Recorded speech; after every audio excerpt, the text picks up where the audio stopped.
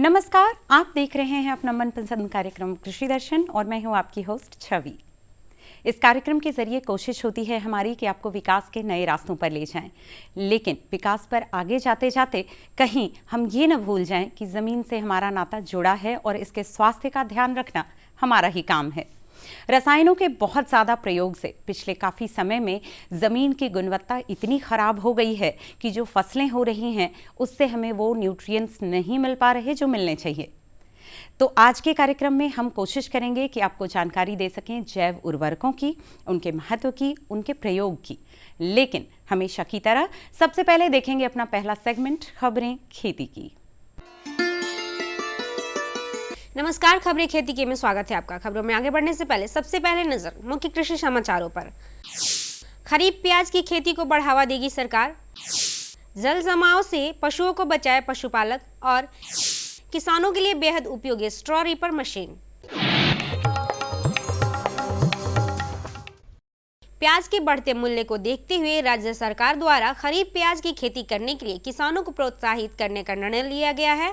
पिछले दिनों कृषि विभाग उद्यान निदेशालय के निदेशक श्री अभिषेक कुमार ने बताया कि राज्य के 10 जिलों में प्याज की खेती करने वाले किसानों को विभाग की ओर से निश्चित राशि उपलब्ध कराई जाएगी। इससे राज्य के बढ़ते प्याज की कीमत पर रोक लगेगी। हम लोग जानते हैं कि हर बार प्याज की कीमत जो है वो अक्टूबर नवंबर जाते जाते जो है वो लगभग 80, 90, 150 तक चली जाती है। उसका कारण ये होता है कि हमारे यहाँ उसका उत्पादन नहीं होता है और हमें महाराष्ट्र, आंध्र प्रदेश, तेलंगाना यहाँ से प्याज को मंगवाना पड़ता है। तो खरीफ प्याज की खेती हम लोग नहीं करते हैं, इस कारण से हमें उन राज्यों से मंगाना पड़ता है। तो इस बार से सरकार के द्वारा 10 जिलों में खरीफ प्याज की खेती पे प्रोत्साहन दिया जा रहा है। ये 2 नई योजनाएं हैं जो इस बार उद्यान निदेशालय के माध्यम से हम लोग किसानों तक ले जा रहे हैं। पशुपालक भाई बहनों, बरसात के मौसम में जल जमाव वाले क्षेत्र में पशुओं को न रखें, क्योंकि इससे गला घोटू, लंगड़ी और अड़ेया रोग होने की संभावना बनी रहती है। इसलिए जल जमाव वाले क्षेत्रों में पशुओं की सुरक्षा का विशेष ख्याल रखें। इसके अलावा संक्रमण से बचाव के लिए नजदीक के पशु चिकित्सक से परामर्श कर ले और अपने पशुओं को टीका अवश्य करा ले। ये टीका बिल्कुल निःशुल्क है। विशेष जानकारी पशु वैज्ञानिक डॉक्टर सरोज कुमार रजक से। किसान भाइयों, सबसे बेहतर है अगर आपको गला घोटू लंगड़ी से अपने पशु को बचाना है तो आप अपने पशुओं को टीका करवा लें, क्योंकि इस बीमारी का टीका उपलब्ध है और ये टीका जो है निःशुल्क पशु एवं मत्स्य संसाधन विभाग यानी पशुपालन विभाग द्वारा निःशुल्क दिया जाता है। जब कभी टीकाकर्मी आपके द्वार पर आएँ और टीका करवाने के लिए आपके पशु को कहें तो निश्चित रूप से आप अपने पशु को टीका दिलवा लें, तो आपके पशु गलाघोटू और लंगड़ी बीमारी से बचे रहेंगे। किसान भाई बहनों, वर्तमान समय में पानी की किल्लत से पूरी दुनिया जूझ रही है। ऐसे में कृषि की उन्नति के लिए कम पानी में बेहतर उत्पादन को हासिल करने के उद्देश्य से ड्रिप इरिगेशन तकनीक का प्रयोग आपके लिए बेहद लाभकारी साबित हो सकता है। इस तकनीक द्वारा पाइपों से पानी सीधे पौधे की जड़ों तक पहुंचता है, जिससे कि पौधे को भरपूर नमी भी मिल पाती है और दूसरी तरफ पानी की बचत भी होती है। ड्रिप सिंचाई वर्तमान समय में पानी की कमी के मद्देनजर आपको पानी का कुशलतापूर्वक उपयोग करने में मदद कर सकती है। एक अच्छी तरह से डिजाइन की गई ड्रिप सिंचाई प्रणाली व्यवहारिक रूप से अपवाह, गहरे रिसाव या वाष्पीकरण के कारण पानी नहीं खोती है। ड्रिप सिंचाई फसल की पत्तियों, तनों और फलों के साथ पानी के संपर्क को कम करती है। इस प्रकार रोग की शुरुआत के लिए परिस्थितियां कम अनुकूल हो सकती है। फसल की मांगों को पूरा करने के लिए सिंचाई शेड्यूलिंग को ठीक से प्रतिबंधित किया जा सकता है, जिससे उपज और गुणवत्ता में वृद्धि का वादा किया जा सकता है। ड्रिप सिंचाई से कृषि रसायनों का अधिक कुशलता से उपयोग किया जा सकता है। चूँकि केवल फसल की जड़ वाले क्षेत्र की सिंचाई की जाती है, इसलिए मिट्टी में पहले से मौजूद नाइट्रोजन का रिसाव कम होता है और लगाए गए उर्वरक इनका अधिक कुशलता से उपयोग किया जा सकता है। कीटनाशकों के मामले में कम उत्पादक की आवश्यकता हो सकती है। सुनिश्चित करें कि कीटनाशक ड्रिप सिंचाई के माध्यम से उपयोग के लिए लेबल किया गया है। किसान भाई बहनों, खाद्यान्न फसलों में धान की फसल को प्रमुख माना जाता है। ऐसे में समय अनुसार उन्नत प्रभेदों का चयन करके ही धान का बिछड़ा लगाएं। इन दिनों लंबी और मध्यम अवधि वाले बीजों का चुनाव कर सकते हैं। लंबी अवधि वाले प्रभेद है सोना सबौर, MTU 7029, राजेंद्र मसूरी की बुआई कर सकते हैं। मध्यम अवधि के प्रभेद हैं राजेंद्र भगवती, राजेंद्र श्वेता और राजेंद्र मसूर। पानी वाले क्षेत्रों में सुधा शकुंतला और वैदेही आदि, इनका प्रयोग कर आप ज्यादा से ज्यादा लाभ ले सकते हैं।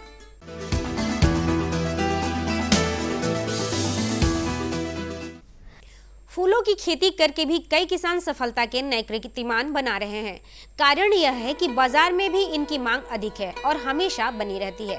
ऐसे में ग्राम राजा पाकर जिला वैशाली के प्रगतिशील किसान देवेंद्र प्रसाद सिंह ने भी बागवानी के मिशन से संपर्क कर फूलों की खेती किया है और लागत मूल्य से दोगुना मुनाफा कमा रहे हैं। इनका कहना है ये फूल की खेती में जैविक खाद का इस्तेमाल करते हैं, जिसके कारण फूलों का उत्पादन अच्छा हो रहा है। आइए सुनते हैं इनकी सफलता की कहानी। मैं फूलों की खेती लिटरेचर देखने के बाद विज्ञान केंद्र से संपर्क करके और प्रशिक्षण लेकर के और इसको बागवानी मिशन से हम संपर्क किए तो फूल का बिचड़ा और प्रोत्साहित किसान को प्रोत्साहित करने के लिए योजना वहाँ था और ये जैविक ग्राम है ही, इसके तहत वहाँ से मैं बिचड़ा लेकर के आज मैं फूल का खेती किया हूँ। इसको मात्र अभी 1 से डेढ़ महीना रोपा हुआ है और इसमें फूल पूरा अब आपके सामने में आ रहा है।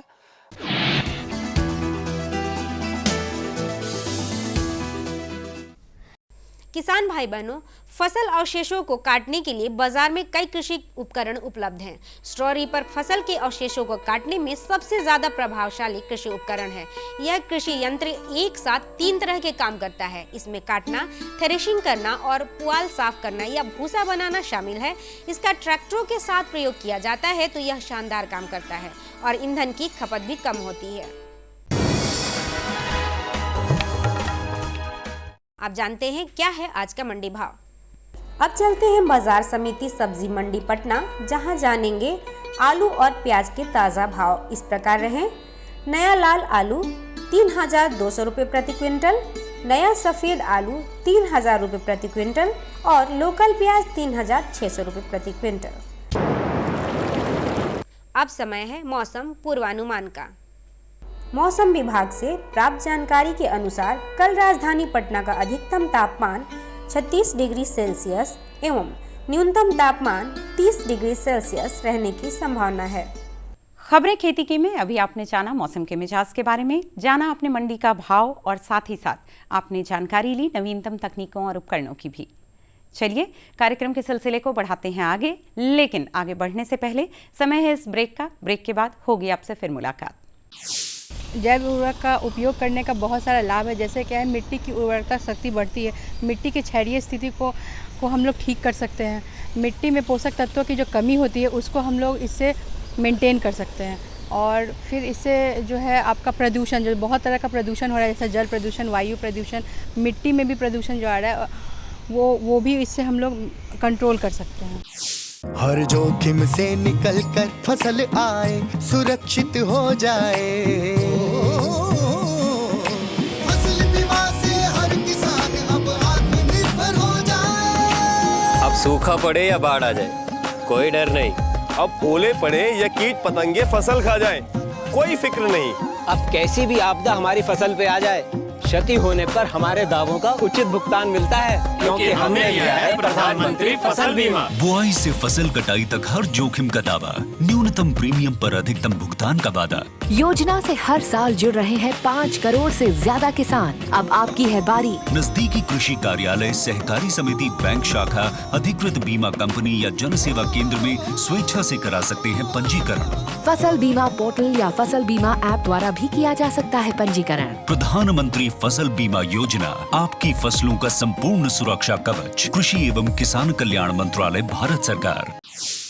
ब्रेक के बाद एक बार फिर से आपका बहुत बहुत स्वागत है कार्यक्रम में। जैसे कि कार्यक्रम की शुरुआत में हमने कहा था कि रसायनों के प्रयोग से जमीन को बहुत नुकसान हो रहा है, तो रासायनिक उर्वरकों की जगह जैव उर्वरकों का प्रयोग कितना ज़रूरी है, कितने इसके प्रकार हैं, कैसे इसका उपयोग करें हम और कितने इसके लाभ हो सकते हैं, इन तमाम मुद्दों पर लेंगे जानकारी अपने विशेषज्ञ से इस साक्षात्कार के जरिए। नमस्कार, कृषि जगत से जुड़ी तमाम खबरें लिए मैं आपके सामने हूँ। जैसा कि आप जानते हैं कि हम हमेशा नए नए विषय लेकर आते हैं और नए नए विशेषज्ञों से आपको रूबरू करवाते हैं, जिसमें कि आपको कहीं जाने की ज़रूरत नहीं पड़ती और हमारे कार्यक्रम कृषि दर्शन के माध्यम से हमारे किसानों के लिए क्या क्या लाभप्रद है, किस तरह से वो अपनी फसल तैयार कर सकते हैं, कौन सा कीटनाशक का प्रयोग करें और कम लागत में ज़्यादा से ज़्यादा मुनाफा कैसे पा सकते हैं, सरकार की कौन कौन सी लाभकारी योजना हमारे किसान भाइयों के लिए चल रही है और भी बहुत कुछ जानते हैं। तो जी हाँ, आज जो हमारी चर्चा का विषय है वो है जैव उर्वरक, प्रकार, प्रयोग और लाभ, जिस पर बातचीत करने के लिए हमारे साथ जो हमारी विशेषज्ञ हैं वो हैं पल्लवी भारती जी, बिरसा कृषि विश्वविद्यालय PhD स्कॉलर।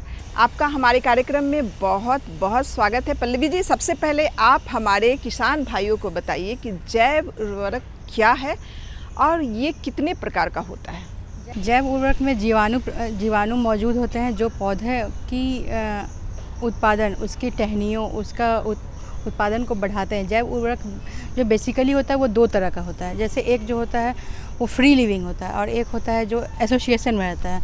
तो फ्री लिविंग में जो पाया जाता है वो है जैसे एजोटोबैक्टर एजोस्पिरिलम, और जो एसोसिएशन में रहता है उसका नाम है जैसे एनाबेना एजोली लाइकेन फर्न। तो ये हो गया आपका जैव उर्वरक क्या होता है और जैव उर्वरक कितने प्रकार के होते हैं। जैसे पल्लवी जी, आपने बहुत अच्छा बताया। अब हमारे किसान भाइयों को आप बताइए कि जैव उर्वरक का प्रयोग कैसे करें और इसके क्या क्या लाभ हैं। जैव उर्वरक का जो उपयोग करते हैं हम लोग तीन विधि में करते हैं। जैसे इससे पौधा का उपचार करते हैं, या इससे बीज का उपचार करते हैं, या इससे मिट्टी का उपचार करते हैं। जैव उर्वरक का उपयोग करने का बहुत सारा लाभ है। जैसे क्या है, मिट्टी की उर्वरता शक्ति बढ़ती है, मिट्टी की क्षारीय स्थिति को हम लोग ठीक कर सकते हैं। मिट्टी में पोषक तत्वों की जो कमी होती है उसको हम लोग इससे मेंटेन कर सकते हैं। और फिर इससे जो है आपका प्रदूषण, जो बहुत तरह का प्रदूषण हो रहा है, जैसे जल प्रदूषण, वायु प्रदूषण, मिट्टी में भी प्रदूषण जो आ रहा है वो भी इससे हम लोग कंट्रोल कर सकते हैं। तो किसान भाइयों, अब हम जानेंगे कि जैव उर्वरक का इस्तेमाल करते समय हमारे किसान भाइयों को क्या क्या सावधानी बरतनी चाहिए। जैव उर्वरक का इस्तेमाल करने समय हम लोगों को कुछ सावधानी, जो महत्वपूर्ण सावधानी है वो ध्यान में रखना चाहिए। वो क्या है कि जैव उर्वरक को हम लोग को हमेशा छायादार जगह पर रखना चाहिए। इसका प्रयोग करने से पहले हम लोग को प्रॉपर मार्गदर्शन होना चाहिए कृषि विशेषज्ञों द्वारा। उसके बाद है कि इसका जो जब प्रयोग करना है तो उसी समय इसके पैकेट को हम लोग को खोलना है। और इसके लिए क्या होता है, जो भी फसल है उसके अकॉर्डिंग आपको देखना होगा कि कौन सा फसल है, उसमें कौन सा जैव उर्वरक का उपयोग करना है, वही जैव उर्वरक हम लोग यूज़ करते हैं। मतलब अलग अलग फसल के लिए अलग अलग जैव उर्वरक है।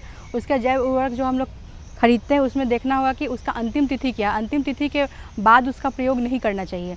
फिर जैव उर्वरक जब हम लोग ले रहे हैं तो उसका नाम क्या है, उसका प्रयोग की विधि क्या है, जो उसमें लिखा है उसी के अकॉर्डिंग हम लोग, जो उसका गाइडलाइंस है जो उसमें दिया है उसी के अकॉर्डिंग हम लोग उसका उपयोग करेंगे।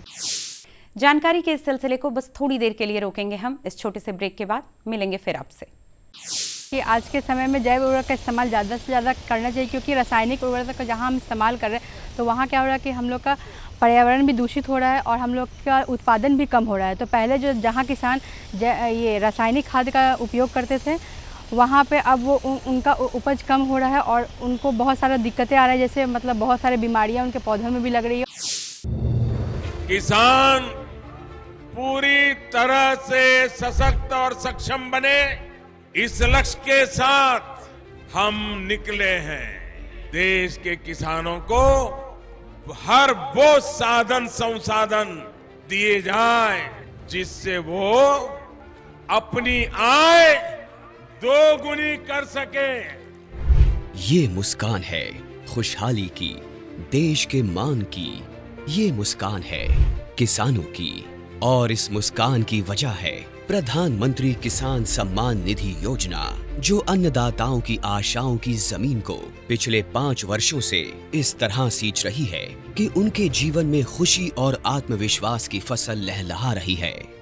माननीय प्रधानमंत्री जी की दूरगामी सोच का नतीजा है प्रधानमंत्री किसान सम्मान निधि योजना लगातार तीसरी बार चुनी गई सरकार का पहला निर्णय किसानों के बारे में है। माननीय प्रधानमंत्री द्वारा पीएम किसान योजना की 17वीं किस्त की फाइल पर किया गया हस्ताक्षर मेहनतकश अन्नदाताओं के प्रति सरकार की प्रतिबद्धता को दर्शाता है। विश्व की सबसे बड़ी डायरेक्ट बेनिफिट ट्रांसफर योजनाओं में से एक प्रधानमंत्री किसान सम्मान निधि योजना में एक पारदर्शी प्रक्रिया के तहत सभी किसान परिवारों को 2000 रुपए की 3 समान किस्तों के माध्यम से कुल 6000 रुपए दिए जाते हैं। अब तक 16 किस्तों द्वारा 11 करोड़ से अधिक पीएम किसान लाभार्थियों को 3.04 लाख करोड़ रुपए से अधिक की धनराशि डायरेक्टली उनके अकाउंट में ट्रांसफर की जा चुकी है। प्रधानमंत्री किसान सम्मान निधि के तहत सालाना 6000 की किस्तें मिलती हैं। यह हमारे लिए एक वरदान साबित हुई। प्रधानमंत्री किसान योजना पंजीकृत होला परे तापर ठारू आज पर्यंत 32,000 टंका पाइछि। इस योजना से किसानों के साथ समग्र कृषि का जीर्णोद्धार हुआ है। देश के माननीय प्रधानमंत्री श्री नरेंद्र मोदी जी के विजन के तहत इस योजना को किसान केंद्रित डिजिटल बुनियादी ढांचा में तब्दील किया गया है, जिसमें बिना किसी बिचौलिए के किसानों को सीधे किस्तों का भुगतान किया जाता है। केंद्र सरकार के संकल्प को डिजिटल इंडिया से जोड़ते हुए ये योजना मोबाइल ऐप, ई-KYC प्रक्रिया, मोबाइल ऐप से फेस ऑथेंटिकेशन और नो योर स्टेटस मॉड्यूल की सुविधा प्रदान करती है, जिससे किसान इस योजना से जुड़ी कोई भी जानकारी सीधे प्राप्त कर सकते हैं। किसानों के जीवन को और आसान बनाने के लिए AI चैटबॉट किसान ई-मित्र बेहतर कल का एक नया आगाज है। किसान ई-मित्र AI चैटबॉट एक सच्चे दोस्त की भूमिका निभाते हुए योजना से जुड़ी सारी जानकारी चयनित भाषा में मुहैया कराता है। पीएम किसान की 17वीं किस्त के रूप में आज माननीय प्रधानमंत्री द्वारा 9.26 करोड़ से अधिक पात्र किसानों को 20,000 करोड़ रुपए की धनराशि सीधे उनके बैंक खातों में ट्रांसफर की जा चुकी है। केंद्र सरकार की एक और अहम पहल है कृषि सखी, जो ज्ञान और महिला सशक्तिकरण का अद्भुत संगम है। कृषि सखी अभियान द्वारा गांव की महिलाओं को पारंपरिक कृषि प्रथाओं से लेकर नवीन तकनीकों के बारे में प्रशिक्षण दिया जाता है, जो महिला किसानों को आर्थिक व सामाजिक रूप से मजबूत बनाता है। गांव की हर महिला को इस मुहिम से जोड़ने के लिए माननीय प्रधानमंत्री श्री नरेंद्र मोदी जी द्वारा 30,000 से अधिक स्वयं सहायता समूहों का कृषि सखियों के रूप में प्रमाणीकरण किया गया है।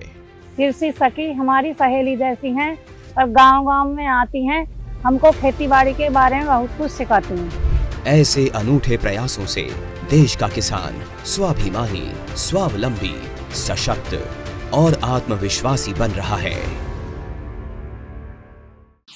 चलिए जानकारियों के सिलसिले को बढ़ाते हैं आगे।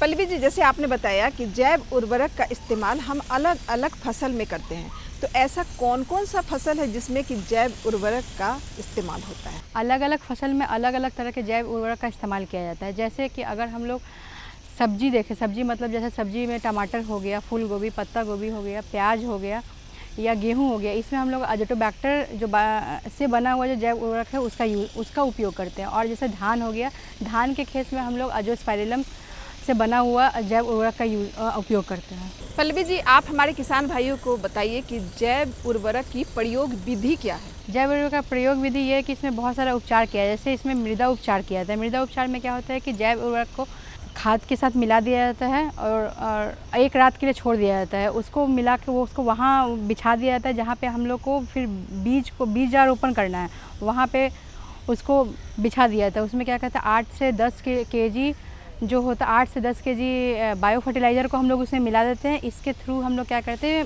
मृदा का उपचार करते हैं।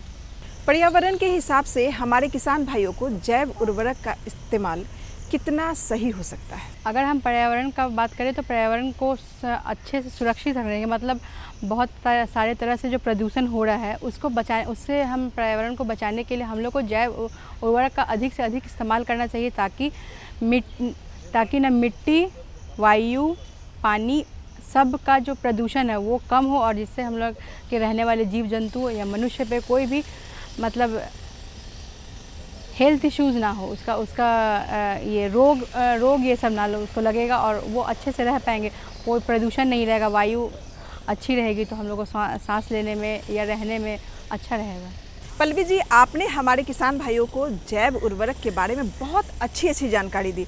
अब चलते चलते आप हमारे किसान भाइयों को क्या मैसेज देना चाहेंगे? जैव उर्वरक का इस्तेमाल जो है कि आज के समय में जैव उर्वरक का इस्तेमाल ज़्यादा से ज़्यादा करना चाहिए, क्योंकि रासायनिक उर्वरक का जहाँ हम इस्तेमाल कर रहे हैं तो वहाँ क्या हो रहा है कि हम लोग का पर्यावरण भी दूषित हो रहा है और हम लोग का उत्पादन भी कम हो रहा है। तो पहले जो जहाँ किसान ये रासायनिक खाद का उपयोग करते थे वहाँ पे अब वो उनका उपज कम हो रहा है और उनको बहुत सारा दिक्कतें आ रही है, जैसे मतलब बहुत सारे बीमारियाँ उनके पौधों में भी लग रही है और उनको खुद भी बहुत सारे बीमारी का शिकार हो रहे हैं। इसीलिए हमारे सरकार की तरफ से भी बहुत तरह का सब्सिडी देना चाहिए, जैसे केंद्र सरकार, राज्य सरकार को, ताकि किसान ज़्यादा से ज़्यादा नेचुरल फार्मिंग की तरफ, प्राकृतिक खेती की तरफ और जैव उर्वरक का ज़्यादा से ज़्यादा इस्तेमाल की तरफ आकर्षित हों और ज़्यादा से ज़्यादा उसका प्रयोग करें। पल्लवी जी, आपने हमारे किसान भाइयों को जैव उर्वरक प्रकार, प्रयोग और विधि के बारे में इतनी अच्छी जानकारी दी, इसके लिए आपका बहुत बहुत धन्यवाद। तो किसान भाइयों, इस कार्यक्रम में इतना ही। अगले कार्यक्रम में हम आपसे फिर मिलेंगे एक नए विषय और एक नए विशेषज्ञ के साथ। तब तक हमें और हमारी पूरी टीम को दीजिए इजाज़त। नमस्कार। उम्मीद करते हैं कि आप इन जानकारियों का पूरा लाभ उठा पाएंगे, क्योंकि विकास आपका, कोशिशें हमारी। कार्यक्रम की अगली कुछ कड़ियों में भी कोशिश ऐसी ही रहेगी हमारी, तो जुड़े रहिए कार्यक्रम से इसी समय इसी चैनल पर। होगी आपसे फिर मुलाकात, तब तक के लिए दीजिए इजाजत। नमस्कार। हमारा पता है कृषि दर्शन, कमरा नंबर 203, द्वारा केंद्र निदेशक, दूरदर्शन केंद्र पटना, फ्रेजर रोड, पटना। हमारा ईमेल एड्रेस है director@ddkpatna@gmail.com और kddkpatna@gmail.com।